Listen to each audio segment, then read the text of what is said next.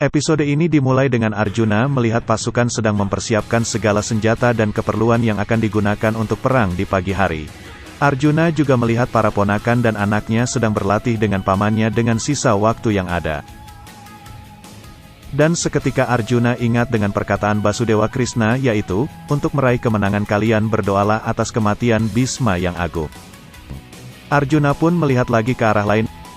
Arjuna melihat di mana para istri dari semua prajurit Pandawa sedang dipakaikan atau sedang diikatkan jimat di lengan para suami mereka dengan tujuan agar suaminya bisa selamat dari maut. Arjuna lagi-lagi menoleh ke arah keluarganya yang sedang berada di ruang makan dengan muka gelisah seakan-akan mereka semua akan mati di medan perang. Dari sini Arjuna mulai ragu untuk berperang menghadapi para musuh-musuhnya. Tampak Sri Krishna melihat tingkah laku Arjuna yang begitu gelisah.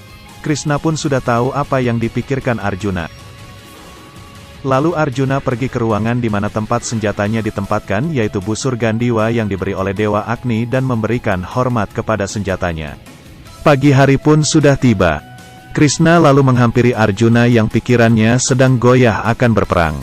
Dan Krishna berkata bahwa, aku akan menjadi kusir kudamu Partha. Akhirnya waktu untuk berperang pun sudah tiba. Di kubu para Korawa semua memuja Dewa Siwa untuk kemenangan mereka. Dari mulai Duryudana yang tidak taat kepada Dharma atau kebaikan masih ingat dengan adanya Tuhan. Di kubu para Pandawa juga tidak lupa dengan memohon restu kepada Dewa Bairawata manifestasi dari Dewa Siwa. Perang hari pertama pun dimulai. Prajurit dari kedua belah pihak berdatangan dengan arah barat dan timur. Nampak semua sudah siap untuk berperang. Krishna menyuruh Yudhistira untuk memerintahkan pasukannya untuk menyerang. Lalu Yudhistira maju ke tengah-tengah lapangan perang, entah apa yang dipikirkannya. Sontak para Pandawa dan Korawa bingung. Lalu Yudhistira mengambil tombaknya dan menancapkannya ke tanah dan bersujud ke arah pihak Korawa. Pihak Korawa mentertawakannya. Dursusana mengatakan, Yudhistira, apakah kau mulai takut? Lalu Yudhistira berbicara kepada semua pihak Korawa dengan kalimat, sebelum peperangan ini dimulai aku tidak akan berhenti mempertahankan etikaku. Mulai sekarang dengan menjunjungmu dan juga guru kami, aku dan adik-adikku berada di sini untuk meminta izin berperang. Yudhistira lalu mengambil segenggam tanah dan mengoleskannya di keninya.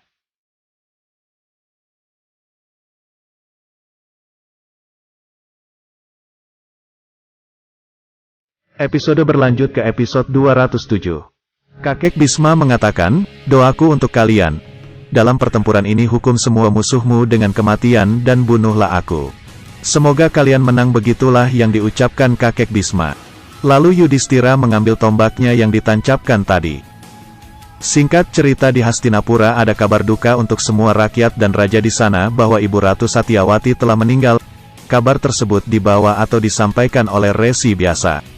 Singkat cerita, resi biasa ingin memberikan penglihatan khusus kepada Destrarastra akan tetapi dia menolaknya. Begitu juga Gandhari dan Widura, tidak mau menerima berkat tersebut. Lalu Destrarastra menyarankan orang kepercayaannya yaitu Sanjaya untuk dianugerahi penglihatan khusus yang bisa melihat semua keadaan perang di Kurusetra.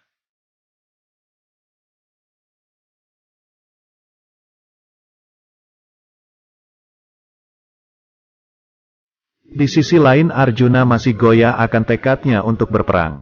Bunyi sangkakala akan dibunyikan, akan tetapi Arjuna memohon kepada Basudewa Krishna untuk melihat pasukan dari kedua belah pihak.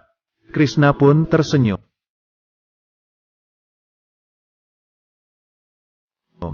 Seketika semuanya menjadi patung, bahkan semua makhluk yang ada di dalam medan perang ikut terdiam.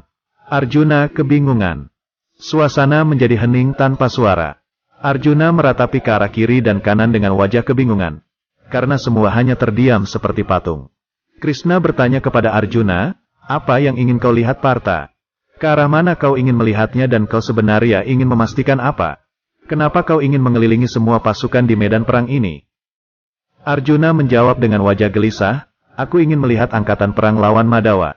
Dan aku ingin mengetahui apa yang aku dapat dalam perang yang dahsyat ini dan aku akan kehilangan apa.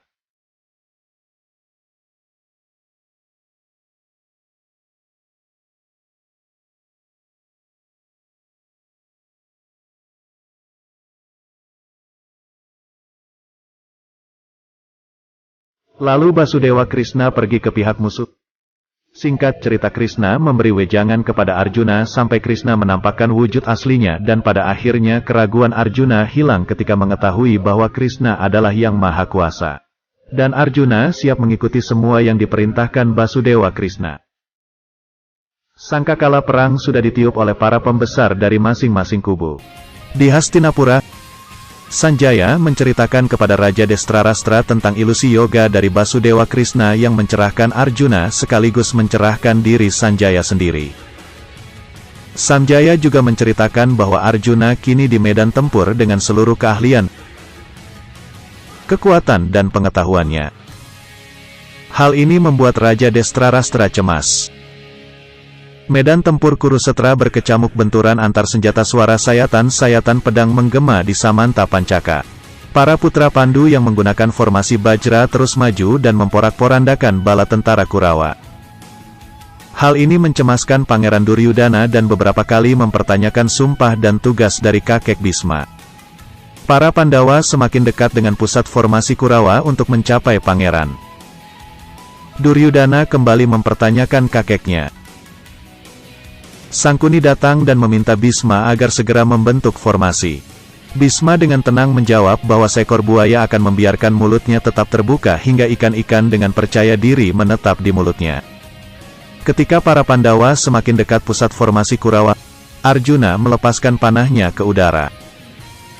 Bisma yang melihat hal demikian segera menyiapkan panahnya dan membalas panah dari Arjuna yang membuat hancur dan menjadi abu. Abu itu turun tepat di atas Arjuna. Sang pembawa gandewa ini mengambil abu itu dan mengusapkan ke dahinya yang dibalas senyum dari kakeknya karena Arjuna benar-benar menantikan doa ini. Pangeran Duryudana semakin tidak tahan dan mengatakan bahwa ini kemenangan hari ini. Bisma menjawabi kepada Duryudana bahwa selama ia hidup dia tidak akan membiarkan Kurawa kalah. Namun perlu diingat bahwa selama Pandawa masih bersatu kemenangan Kurawa adalah mustahil. Bisma yang agung mengatakan bahwa sekarang sudah saatnya sang buaya menutup rahangnya. Bisma meniup trompetnya dan pertanda bahwa formasinya dimulai. Episode 213. Setelah para Pandawa mulai mendekati pusat formasi kubu Hastinapura yang dipimpin oleh Bisma yang agung, putra Gangga tersebut meniup sangkakala dan membuat angin tornado untuk mengalihkan fokus para Pandawa. Arjuna menyadari apa yang dilakukan oleh kakeknya dan meminta Basudewa terus maju. Basudewa Krishna mengatakan bahwa kakek Bisma sedang membuat formasi perangnya dan ini akan dapat mengalahkan formasi Bajra dengan mudah. Pangeran Arjuna menyahutinya bahwa kakek Bisma akan membuat malu seluruh pasukan Pandawa. Pangeran Yudhistira memandu seluruh prajuritnya untuk menyebar demi menghalau strategi dari kakek Bisma. Aswatama datang menemui putra-putra Pandawa dan mengatakan bahwa ia merupakan malapetaka bagi anak-anak Pancali. Pratiwinda dengan tegas menjawab bahwa anak-anak Pancali adalah kobaran api yang dahsyat, dan Aswatama tidak akan dapat memadamkannya dengan mudah. Namun dengan pengalaman yang sudah tinggi, Aswatama tidak kesulitan untuk menundukkan Pratiwinda. Ketika Aswatama sudah menjatuhkan Pratiwinda, ia mengarahkan pandangannya kepada Pratiwinda. Tiba-tiba panah Aswatama terpental oleh gada dari Bima. Pertempuran Aswatama dan Bima berlangsung cukup sengit meskipun Bima menunjukkan keunggulan dalam pertarungan gada. Di tempat lain Guru Drona bertemu dengan Raja Drupada yang merupakan teman lama. Keduanya sempat berdialog sebentar mengenai masa lalu dan saling mengingatkan agar tangannya tidak bergetar ketika memegang senjata. Kematian Guru Drona mempersilahkan Raja Drupada agar menyerang dirinya terlebih dahulu untuk menjadi hukuman bagi kesalahan-kesalahan Guru Drona. Raja Drupada mengambil panahnya dan meletakkan tepat ke dada Guru Drona. Ayah dari Aswatama ini tersenyum dan mengatakan hal ini membuat hatinya tentram dan tangannya tidak akan bergetar ketika memegang senjata. Sang guru mencabut anak panah dari dadanya dan mematahkannya. Drona mulai bergantian serangan dari Drupada dan dengan keahliannya ia berhasil menjatuhkan busur Raja Drupada.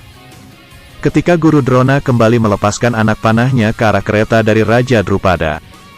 Panahnya disambut anak panah dari Pangeran Arjuna. Arjuna mengatakan bahwa biasanya butuh restu dari gurunya, kemudian Arjuna meletakkan anak panahnya ke depan kereta gurunya. Guru Drona tersenyum kemudian melontarkan panah yang berubah menjadi tanda restu kepada Arjuna. Sang guru dan muridnya kini saling beradu panah satu sama lain. Semua Pandawa telah berpencar. Bhisma yang agung segera mempersilahkan Duryodhana untuk menyerang dan menangkap Pangeran Yudhistira. Hal tersebut membuat Duryodhana dan teman-temannya tersenyum yang disertai langkah maju mereka menuju Yudhistira. Raja Sangkuni mengingatkan kepada Dursasana dan Duryodhana bahwa ketika sudah dekat dengan Yudhistira nanti, dan entah apapun perintah dari Bhisma ketika ada peluang untuk membunuh musuh, maka segeralah bunuh Yudhistira. Panglima Perang Hastinapura mengambil busurnya dan melesatkan panah ke arah Yudhistira hingga membuat kakak tertua Pandawa ini terjatuh ke tanah.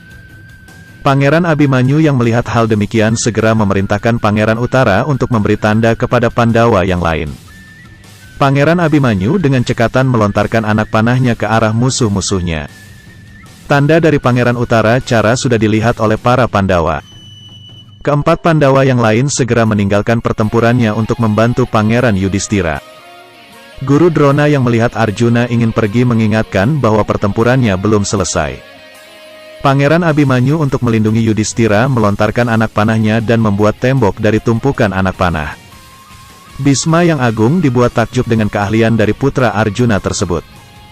Bhisma yang agung segera mengambil busurnya dan melepaskan anak panahnya untuk menghancurkan tembok yang dibuat oleh Abhimanyu.